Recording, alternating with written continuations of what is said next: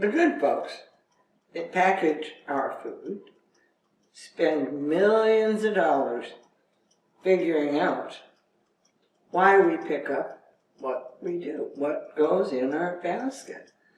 We're kind of at a disadvantage when we go shopping. And our brains do some really weird things.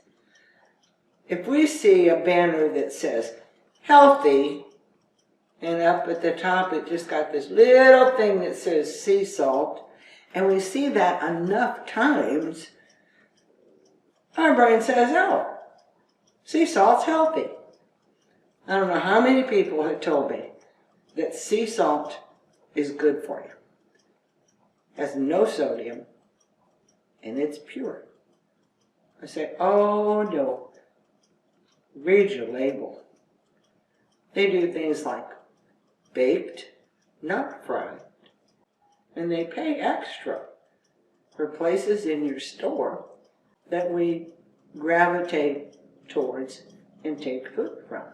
The end caps that are on the end of the aisles, that space costs more money for them to put potato chips here than it does in the potato chip aisle.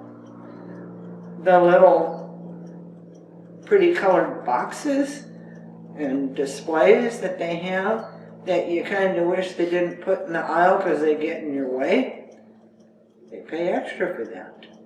We just have to constantly be on our guard because they know what color we like in November. They know what color we're going to pick up in March. Depends on the season, what's going on. They're going to make those packages with eye appeal that makes us just go pick it up. We just can't do that. We have to read our labels.